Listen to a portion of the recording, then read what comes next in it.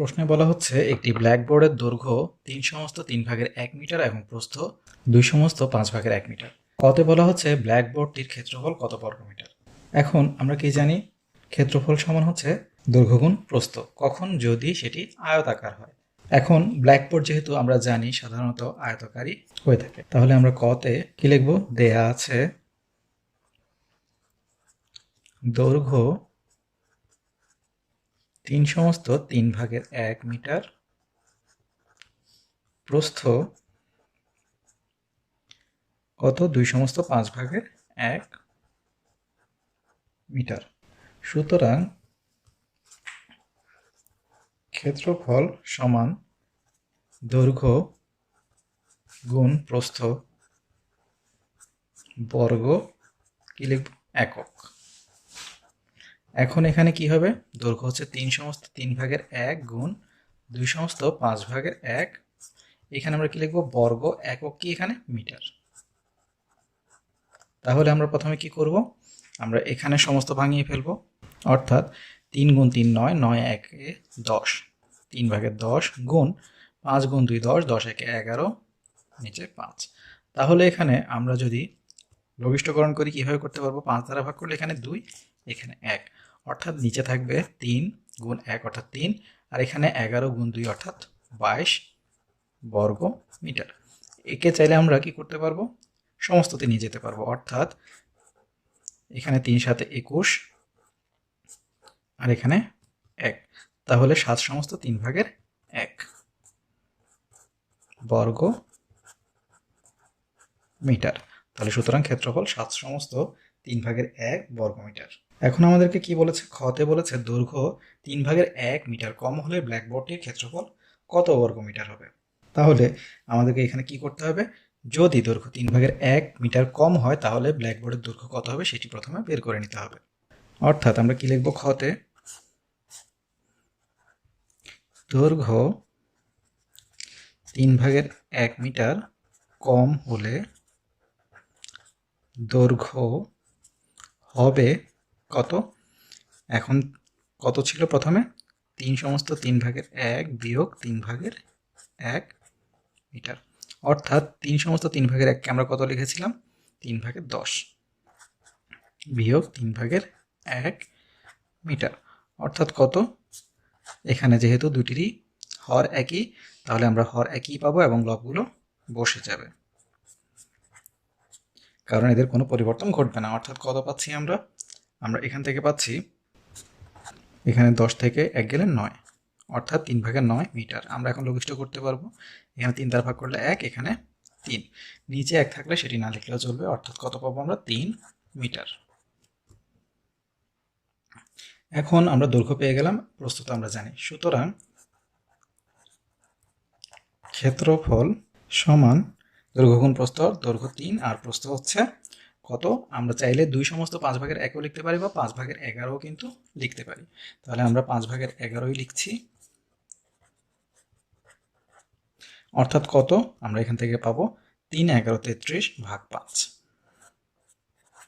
বর্গ মিটার। একেও যদি আমরা কি করি, সমস্ততে নিয়ে যাই, তাহলে কি হবে, এখানে 5, এখানে 33, তাহলে 5 6 30, আর এখানে ভাগশেষ 3, তাহলে 6/5 তাহলে আমরা কত পাবো, 6/5 বর্গ মিটার।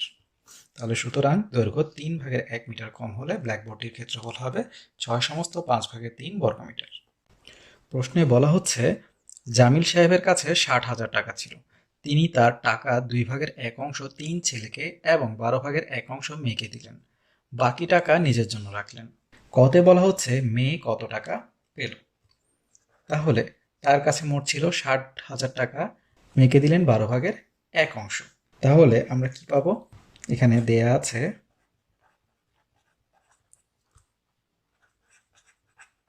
জামিল সাহেবের আছে 60,000 টাকা, মেয়েকে দিলেন 12/1। সুতরাং মেয়েকে দিলেন 60,000-এর কত হবে, 12/1 টাকা দিলেন। 60,000 এর 12/1 টাকা। এখন এর কাজ আমরা জানি কি, গুণ। তাহলে কি হবে, 60,000 গুণ 12/1 টাকা, অর্থাৎ কত পাবো আমরা, 5×12=60। অর্থাৎ এখানে হবে 5, আর এখানে আরো কয়টি শূন্য, 3টি। তাহলে কত টাকা দিলেন, 5,000 টাকা দিলেন। সুতরাং মেয়েকে তিনি 5,000 টাকা দিলেন। খতে আমাদেরকে কি বলা হচ্ছে, প্রত্যেক ছেলে কত টাকা পেল। এখন এখানে বলা হচ্ছে কি 3 ছেলেকে তিনি 2/1 টাকা দিলেন।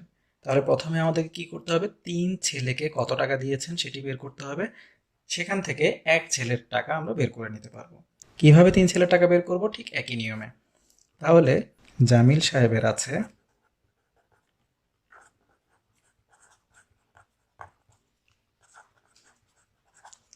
কত, 60,000 টাকা। 3 ছেলেকে দিলেন 2/1। সুতরাং 3 ছেলেকে দিলেন তাহলে কত, 60,000-এর 2/1। 60,000 এর 2/1 টাকা। অর্থাৎ আমরা জানি এর কাজ কি, আগেই বলেছি, গুণ 2/1 টাকা। অর্থাৎ কত হবে, 30 দুগুণে 60, আর এখানে 3টি শূন্য, অর্থাৎ 30,000 টাকা।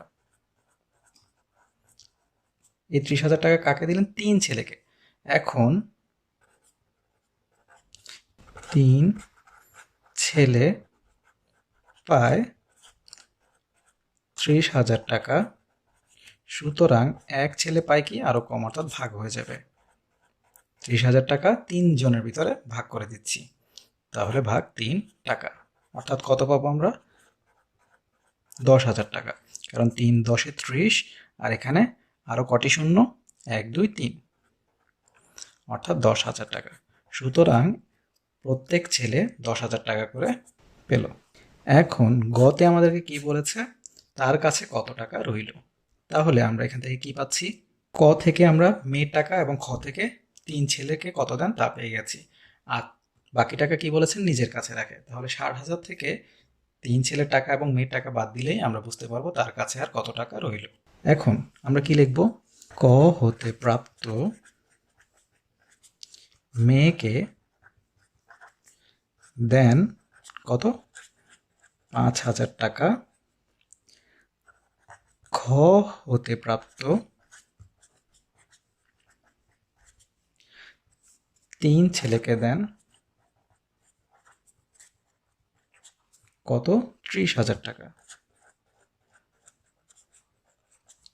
সুতরাং 3 ছেলে ও মেয়েকে মোট দেন কত টাকা, 30,000 যোগ 5,000 টাকা, অর্থাৎ কত, 35,000 টাকা। এখন জামিল সাহেবের আছে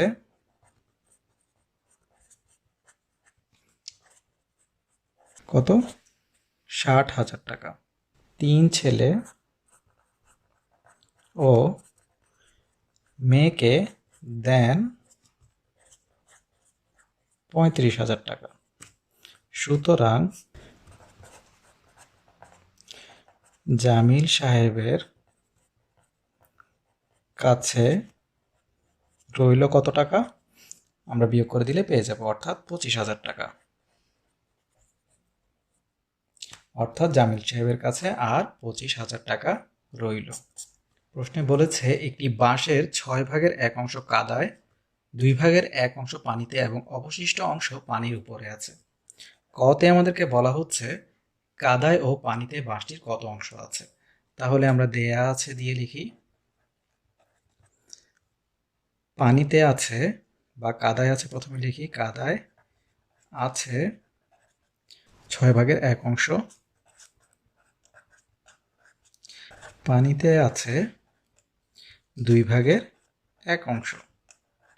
সুতরাং কাদায় ও পানিতে আছে কতটুকু আমরা যোগ করে দিব 6/1 যোগ 2/1 অংশ। তাহলে 6 এবং 2 এর লসাগু কত হবে আমরা জানি 6 হবে। তাহলে 6 হর দিয়ে ভাগ লব দিয়ে গুণ করলে 6কে 6 দ্বারা ভাগ করলে 1, 1 দ্বারা গুণ করলে 1, যোগ 6কে 2 দ্বারা ভাগ করলে 3, 3 এর সাথে 1 গুণ করলে 3, অর্থাৎ কত পাচ্ছি 6/4 অংশ। আর লঘিষ্ঠকরণ করলে 2 দ্বারা ভাগ করলে এখানে পাবো 3, এখানে পাবো 2, অর্থাৎ কত 3/2 অংশ। সুতরাং কাদায় ও পানিতে আছে 3/2 অংশ। বলেছে পানির উপরে কত অংশ আছে। তাহলে এখন আমরা কি জানি কাদায় এবং পানিতে এবং অবশিষ্ট পানির উপরে আমাদেরকে বলেছে পানির উপরে কতটুকু আছে। তাহলে যেহেতু কাদায় এবং পানির অংশ আমরা জেনে গেছি, তাহলে এই অংশটিকে আমরা যদি বাদ দেই সম্পূর্ণ অংশ থেকে তাহলে কি পাবো পানির উপরের অংশ পেয়ে যাব। এখন ধরি সম্পূর্ণ বাঁশটি 1 অংশ, এখানে সম্পূর্ণ লিখে রাখলাম 1 সম্পূর্ণ অংশ। তাহলে এখন ক হতে প্রাপ্ত কাদায় ও পানিতে আছে কতটুকু 3/2 অংশ। তাহলে এই সম্পূর্ণ অংশ থেকে যদি কাদায় ও পানির অংশ বাদ দিই তাহলেই পেয়ে যাব অবশিষ্ট অংশ পানির উপরে যেহেতু আছে পানির উপরে কতটুকু আছে সেই অংশটি। সুতরাং পানির পরে আছে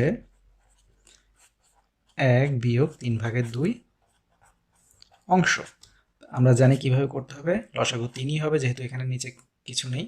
আর এখানে নিচে কিছু না থাকলে কি বলেছি সম্পূর্ণ যে লসাগুটি আসবে তার সাথে উপরের সংখ্যাটি গুণ করে দিব, অর্থাৎ লব গুণ করে দিব, অর্থাৎ 3 × 3। আর এখানে বিয়োগ, যেহেতু এখানে কি বলেছি হর একই তাহলে লবটি সরাসরি বসে যাবে। তাহলে কি পাবো আমরা 3/1 অংশ। সুতরাং পানির উপরে 3/1 অংশ রয়েছে। গতে কি বলা হচ্ছে পানির উপরের অংশ 2 মিটার হলে সম্পূর্ণ পাঁচটি দৈর্ঘ্য কত হবে। পানির উপরে কতটুকু আছে 3/1 অংশ, অর্থাৎ এই 3/1 অংশ সমানই কি 2 মিটার, যেহেতু পানির উপরের অংশকে ওরা 2 মিটার বলেছে এবং পানির উপরে আছে 3/1 অংশ। তাহলে বুঝতেই পারছি যে এই 3/1 অংশ সমানই 2 মিটার। এখন আমরা কি জানি কি লিখব, প্রশ্ন মতে 3/1 অংশ সমান 2 মিটার। তাহলে 1 ক্ষুদ্রতম অংশ এখানে লিখতে পারি বা 1 অংশ লিখতে পারি। অংশ যখন বের করব তখন কি হবে ভাগ হবে, অর্থাৎ 2/3/1 মিটার। এই কাজটি অনেকে ঠিকভাবে দেখায় না। আর যখন আমরা 1 সম্পূর্ণ অংশ বের করতে যাব তখন কি হবে, তখন গুণ হবে, যা উল্লেখ করা হয় না অনেক সময়। তাহলে 1 সম্পূর্ণ অংশ কি হবে 2 × 1 ভাগ 3/1 মিটার। এখন আমরা জানি কি করতে হবে, অবশ্যই উপরের ভগ্নাংশটি বসে যায় বা সংখ্যাটি বসে যায় এবং নিচের ভগ্নাংশটির কি হয় বিপরীত ভগ্নাংশ পাওয়া যায়, অর্থাৎ কি হয় হর লব হয়ে যায়, লব হর হয়ে যায়, অর্থাৎ 3 উপরে চলে আসবে 1 নিচে নেমে আসবে। আর 2 × 1 = 2 আমরা জানি, তাহলে 3 × 2 = 6, নিচের 1 না লিখলেও চলবে, অর্থাৎ সম্পূর্ণ বাঁশটির দৈর্ঘ্য হচ্ছে 6 মিটার। প্রশ্নে বলা হচ্ছে একজন লোক সোনা মসজিদ থেকে ঢাকা শহরে যাওয়ার জন্য যথাক্রমে 12/1 অংশ পথ অটোরিকশায়, 8/1 অংশ বাসে এবং অবশিষ্ট 285 কিলোমিটার ট্রেনে অতিক্রম করলেন। লোকটি কত অংশ পথ ট্রেনে অতিক্রম করলেন আমাদেরকে কতে বলা আছে। তাহলে কত অংশ পথ ট্রেনে অতিক্রম করলেন এটি বের করার জন্য আমাদেরকে জানতে হবে যে এখানে অটোরিকশায় এবং বাসে তিনি আসলে মোট কত অংশ পথ অতিক্রম করেছিলেন। তাহলে দেয়া আছে অটোরিকশায়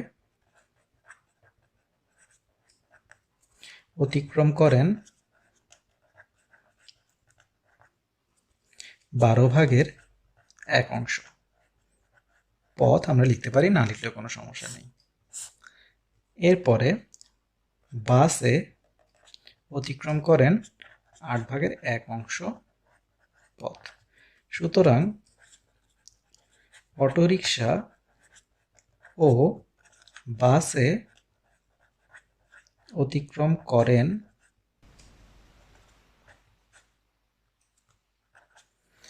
আমরা একটু নিচেই লিখছি যেহেতু জায়গা এখানে থাকবে না 12/1 যোগ 8/1 অংশ পদ বা এত অংশ। তাহলে আমরা এখন লসাগু করে ফেলি। 8 এবং 12 লসাগু আমরা পাবো হচ্ছে 24। তাহলে এখন হর দিয়ে ভাগ লব দিয়ে গুণ। 12 দ্বারা ভাগ করলে 2, 2 একে 2, 8 দ্বারা ভাগ করলে 3, 3 একে 3 অংশ। অর্থাৎ কত পাবো? 24/5 অংশ। এখন আমরা কি করব? আমরা ধরে নিব সম্পূর্ণ পথ কত অংশ? 1 অংশ। তাহলে এখন ধরি সম্পূর্ণ পথ 1 অংশ বা 1 সম্পূর্ণ লিখতে পারেন। সুতরাং ট্রেনে যেহেতু বাকি পথ অতিক্রম করেন তাহলে ট্রেনেরটা পেয়ে যাব। ট্রেনে অতিক্রান্ত পথ কত হবে? 1 বিয়োগ 24/5 অংশ। অর্থাৎ কত হবে? 24 লসাগু হবে। আর যেহেতু নিচে কিছু নেই সরাসরি আমরা জানি 24 একে 24 বসে যাবে। আর এখানে যেহেতু হর একই লব বসে যাবে। অর্থাৎ কত পাবো আমরা? 24 থেকে 5 গেলে 19। অর্থাৎ 24/19 অংশ পথ তিনি ট্রেনে অতিক্রম করেন। এখন খতে আমাদেরকে কি বলেছে? মোট কত কিলোমিটার দূরত্ব অতিক্রম করলেন। এখন এজন্য আমাদের কাছে কি কি জানা আছে? আমাদের কাছে জানা আছে তিনি ট্রেনে অতিক্রম করেছেন এতটুকু পথ। আর আমাদেরকে প্রশ্নে বলা আছে অবশিষ্ট 285 কিলোমিটার পথ ট্রেনে অতিক্রম করেন। অর্থাৎ এই অংশটির আসলে দূরত্ব কত? 285 কিলোমিটার। তাহলে আমরা কি লিখতে পারবো? প্রশ্ন মতে ট্রেনে অতিক্রম করেন 285 কিলোমিটার, যা 24/19 অংশের সমান। তাহলে আমরা বুঝে গেলাম কি করতে হবে। এর আগে আমরা এই ধরনের সমস্যার সমাধান করেছি। এখন 24/19 অংশ দূরত্ব সমান কত? 285 কিলোমিটার। তাহলে এক ক্ষুদ্রতম অংশ দূরত্ব কি হবে? আরো কম হবে, অর্থাৎ ভাগ হয়ে যাবে। আমরা একটু আগে এই ধরনের সমস্যার সমাধান করেছি। আর এক সম্পূর্ণ অংশ যখন করব তখন কি হবে? গুণ হবে।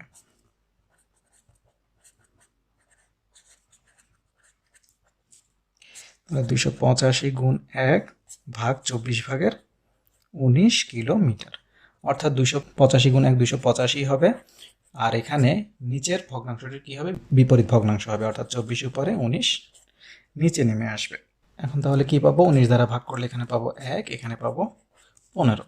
অর্থাৎ 24 গুণ 15 আমরা কত পাবো? 360 কিলোমিটার। অর্থাৎ সুতরাং তিনি মোট 360 কিলোমিটার দূরত্ব অতিক্রম করলেন। প্রশ্নে বলা হচ্ছে একজন দোকানদার 7,992 টাকার ডিম ক্রয় করে 6/1 অংশ বিক্রয় করলেন, 8/3 অংশ ফ্রিজে রাখলেন, 12/5 অংশ ঝুড়িতে রাখলেন এবং অবশিষ্ট ডিম ভেঙে গেল। কতে বলা হচ্ছে কত অংশ ডিম ভেঙে গেল। তাহলে আমাদেরকে জানতে হবে তিনি বিক্রয় করেছেন, ফ্রিজে রেখেছেন এবং ঝুড়িতে রেখেছেন, এদের মোট অংশ কতটুকু। তাহলে আমরা সম্পূর্ণ অংশ থেকে এই যোগফলটি বাদ দিলেই আমরা বুঝে যাব কতটুকু বা কত অংশটি ভেঙে গেছে। এখন আমরা কি লিখব? দেয়া আছে কি বিক্রয় করলেন 6/1 অংশ, ফ্রিজে রাখলেন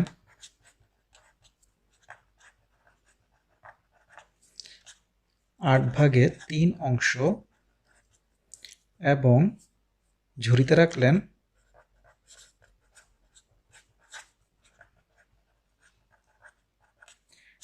12/5 অংশ। সুতরাং মোট বিক্রয় ফ্রিজে ও ঝুড়িতে রাখলেন কতটুকু? আমরা এখানে না করে এখানে যোগটি করছি, কারণ আমরা এখানে খ করব। তাহলে হচ্ছে 6/1 যোগ 8/3 যোগ 12/5 অংশ। অর্থাৎ এখন আমরা কি করব, লসাগু। 6, 8 এবং 12 এর লসাগু কত হবে? 24। আমরা জানি কিভাবে লসাগু করতে হয়। তাহলে এখানে 24কে 6 দ্বারা ভাগ করলে 4, 4 গুণ 1 অর্থাৎ 4 যোগ 24কে 8 দ্বারা ভাগ করলে 3, 3কে 3 দ্বারা গুণ করলে 9, 24কে 12 দ্বারা ভাগ করলে 2, 2 গুণ 5 অর্থাৎ 10। এখন কত পাচ্ছি? 10, 4, 14, 14, 9, 23। তাহলে কত পাচ্ছি আমরা? 24/23 অংশ। ধরি সম্পূর্ণ ডিম বা ডিমের অংশ 1 অংশ। সম্পূর্ণ ব্র্যাকেটে লিখে রাখতে পারি, আর যেহেতু সম্পূর্ণ লিখেছি তাই সম্পূর্ণ এখানে না লিখলেও চলবে। সুতরাং ভেঙে গেল কতটুকু? 1 সম্পূর্ণ অংশ থেকে আমরা যতটুকু ব্যবহার করা হয়েছে বা বিক্রয় করা হয়েছে তা বাদ দিব। অর্থাৎ কত পাবো? আমরা জানি লসাগু করলে 24, এখানে কত বসবে? 24 বসে যাবে এবং এখানে হর একই হয় 23 বসে যাবে। তাহলে কত পাবো আমরা? 24 থেকে 23 গেলে 1, তাহলে 24/1 অংশ ডিম ভেঙে গেল। এখন আমাদেরকে খতে কি বলা হচ্ছে? ভাঙা ডিমের মূল্য কত? এখন এই যে 7,992 টাকা হচ্ছে টোটাল 1 অংশের মূল্য। তাহলে আমরা কি পাবো? 1 সম্পূর্ণ অংশের মূল্য 7,992 টাকা। আর ভাঙা অংশ কতটুকু? 24/1।